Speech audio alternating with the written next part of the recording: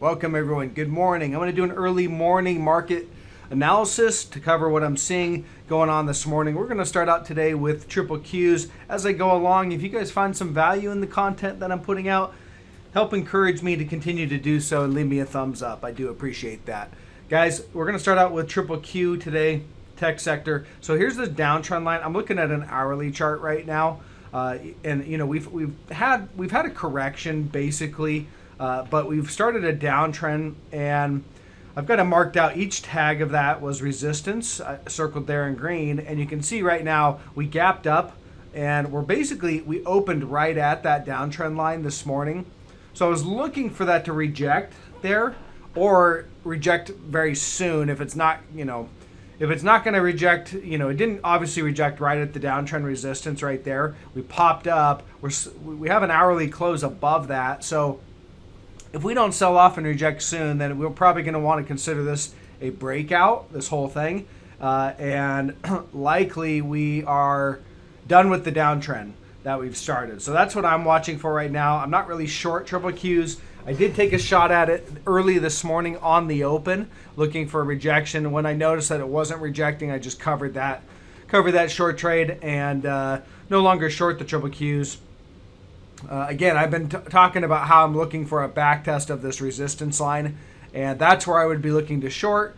That's exactly what I did. But when it didn't break down, well, there's no reason to be short, at least as of right now. Now, if you see a breakdown today and we actually get some sort of a sell signal and a daily close, some sort of impulsive selling comes in throughout the day, and we sell back below this resistance, then this was just a brief overshoot where they're running a bunch of stops, and then we are going to continue lower. So that's kind of what I'll be watching for.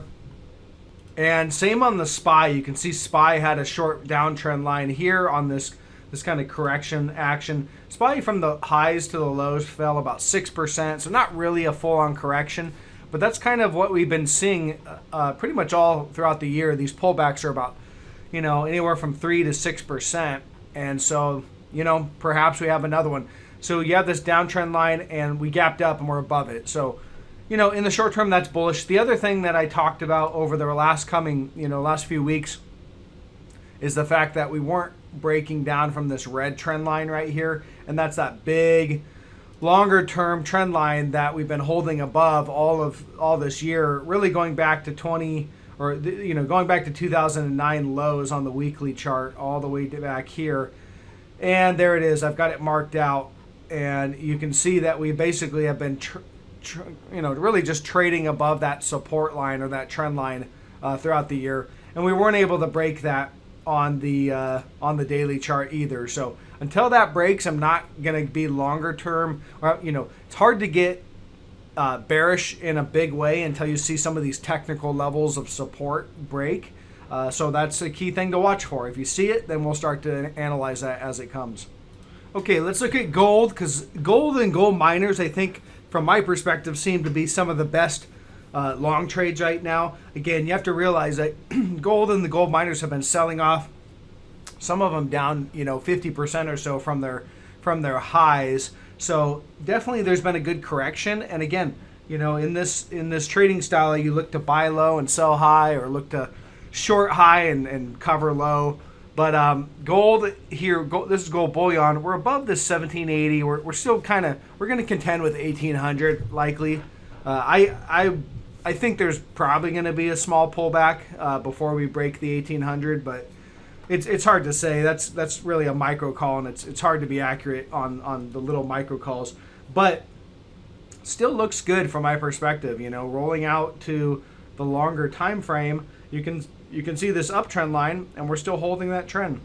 So gold's in a bull trend. You want to buy at support on a bull trend, and that's exactly what we just recently over the last coming months basically have done. We've hit support here. That was a buying opportunity. We again came close to support right here, didn't quite hit it, and that was pretty much a buying opportunity. Some of these miners, let's look at GDX here, up another 1.5%. GDX is clearly breaking out now, out of this bullish falling wedge. So I have that kind of marked in blue here. There's your wedge. It's been a falling wedge, building bullish divergence as we start to head down towards the bottom part of this wedge. There was bullish momentum that was building, and we looked for a break of trendline resistance, and there's your breakout of the wedge pattern. So in general, that's a bullish price action, and I think we're going much higher. So I at a minimum, first target of resistance, we've likely got some resistance here at 33.50 up to about 34.34. So probably going to be a little bit of a pullback or reaction up there, and but then I think we continue higher. Here's Newmont Mining. Again, had a bullish falling wedge. I've kind of got that marked out, and you can see we were building bullish divergence. That's what's most obvious to me, is the bullish divergence that was building for a while. And now we're starting to break to the upside. So I think there's much more upside to come in these miners. I think it's just started, the breakouts to the upside. And again, it's our, we're gonna have pullbacks along the way. So at this point in time, because of a lot of these miners are starting to break to the upside, I'll be looking to add on pullbacks. When they pull back to near-term support levels, that will be the opportunity to add. You don't want to necessarily buy these things when they're going straight up. You want to buy them when they're pulling back, at least in my opinion. Let's look at some comments and some trade ideas from subscribers. So we'll look at Qualcomm here. Qualcomm pulled back to support. I've got we had a gap back here, and that level was about 129.50. But you can see we've dipped below that 3 times, kind of edged out another support level right about there. And I actually didn't have that one marked out. And that's where we pull back to right now. So we're bouncing off of that. That makes sense because we haven't seen that level in quite some time. So we're getting a reaction. When I look at the daily chart, no real bullish divergence in the daily. If we flip over to the hourly, we probably have a little bit of bullish divergence. Yeah, there's some bullish divergence there on the hourly. So, I think we're going to get a bounce. Does that bounce to all-time new highs? Well, that's hard to say. But looks like we're going to get a bounce. What I'd watch for, is there is this big gap way back here from July timeframe of 2020 that has not been filled. So there is the potential on the downside to go down and fill that gap. But I wouldn't want to really initiate a short on this at the area that it's at right now until you broke this 123 area. So an impulsive breakdown of that, and that sets us up for continuation to the downside, likely heading down to fill this gap at 93, about 94 bucks. So that is what I would watch. In short term, it looks like we're going to get a bounce. Longer term, it's hard to say, but if we break the level down here, then that's when I'd want to initiate a short. Okay, BABA. So BABA, has been, it's been sold off pretty hard. From the highs, BABA has corrected almost 50%. So just a full-on bear market for this stock. I think we're probably due for a bear market rally. And we're obviously seeing a pretty impulsive buying, maybe a little pullback from where we're at now. And I think there's likely continued upside. One of the reasons why I'm looking at that is we had a buy signal, but basically we have bullish divergence right there on the daily chart. So you'll see how the momentum started moving up while we were drifting lower in this time frame here. Drifting lower, but momentum was moving higher. So that was indicating that we were likely going to see a trend reversal. And then we had this short-term downtrend line here, and boom, big gap up and a big buy signal right there, I would say. So that was kind of your buy signal. Would I want to go long up here? No. But if we pull back and sell down to this level, 151, I think that's objective. That would make sense in that area to potentially take a shot to the long side. And the target on that one, I think, is going to be up here, about 181 to 178. So that would be a potential trade of about 17 to 20% gain. And I wouldn't give it much more room on the downside than about right here. So you break below here, you break below the 145.03.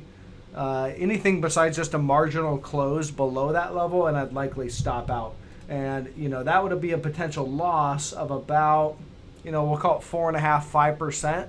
So the risk reward is there. If you're going to take a trade right in this area, you'd be risking with this trade setup. You'd be risking about a 4.5–5% downside, but you have the potential to gain about a 18 to 20% upside. So good risk reward ratio, and that's important when trading. Here's URA. It's a uranium stock. I know the uranium stocks have been all over YouTube, especially in the kind of precious metals crowd. But so let's look at this one. So the thing is, we have a clear upward price channel. I kind of have that marked out right there. Clear upward price channel. A little bit of a dip below right here, but they snapped it right back. So that proved to be a bear trap right there. And after that bear trap was set, you saw that, pretty impulsive, just parabolic rise all the way to the top of that channel. That's a good sized move. That was a move of about 58% in a really short period of time. Popping up, making a new all-time high, or a new high right here recently. However, I am starting to see some negative divergence start to show up in the RSI. So you'll see it right here. Right there. You see how the RSI is starting to turn down? Right there. Just ever so slightly starting to turn down. And it's a lower low, meaning that we've got a higher high in price right here, but a lower low in momentum. And then the PPO is divergent as well, although not confirmed yet. So we could likely build on this divergence for a little while. Negative divergence is not a reason to just exit a position, just the same as it's not a reason to get into a position. It's just a mere indication that the setup is there for a trend reversal. I think, if the PPO starts to turn down and we get confirmation there, maybe we'll start to see a reversal of trend. Bottom line, clear uptrend, upward channel. So if I was going to short this, I wouldn't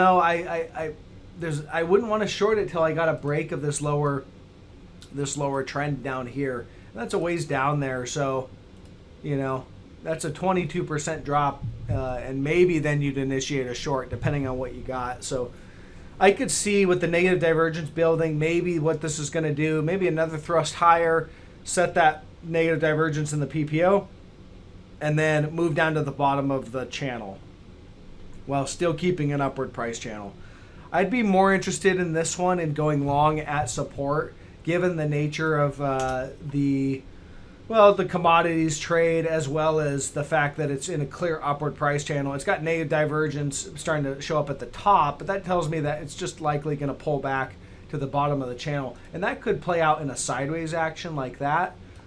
So you just don't know. It just isn't a great short setup. I'd really be looking more for an opportunity to buy at support, if it hits that. Okay, here's an interesting long setup. This is Workhorse, WKHS. So it's had a pullback from the highs. It's down from the all-time highs, or that this thing put in. It's down. It's fallen to 85%. So we've had a good, solid correction, or crash, whatever you want to call it, in this stock. But this is a very volatile momentum stock. So what goes up? I mean, look at the parabolic rise that this thing went through back here in 2020. I mean, it went up 847% in a matter of just pretty much a month. So pretty crazy rise. So again, because the volatility on this one, I would taper down any position sizing. I wouldn't take the same size position you would take on something like a AT&T or one of those blue chip stocks like Apple. You wouldn't want to take that kind of a position on this. You want to taper it down to reflect the volatility that is consistent. If these can move like crazy, so you don't need as large of a position size, help mitigate your risk. But you'll see here, coming off of December 2018, we've got this clear uptrend line where we have a tag there, there's three, so we've got a trend, and you can see where we're at right now. We're slightly below that. We've broken that trend. However, it's not that impulsive. The sellers are not really smashing this thing down. It's not really breaking. The fact that it just sold straight down like this and we broke below that a little bit is just it's just overshooting to the downside, because you've got a lot of momentum coming down. So that's one thing to note. Now, I don't think this is a long yet, but one thing I'm noticing is the bullish divergence that we have on the daily chart. Big bullish divergence. See how we're trending upward on the PPO, and yet we're still moving down lower in price. And then it's the same with the RSI, trending upward but moving down. So bullish divergence, and we're below that trend line support. What I'd look for is that buy signal or a buy trigger is a impulsive break back above this trend line. So look for that. That would be my buy signal on this. It would be a break back above. That means if we see that, then this was a bear trap, and you should see pretty impulsive buying from that moment on. So snap back above that trend line would be my buy signal. I'll put that on an alert and try to keep an eye out for it. That's all I have for this morning, everyone. Please, again, leave me a thumbs up. And if you guys want to learn about technical analysis, take my course, link in the description below. And I will catch you guys on the next video.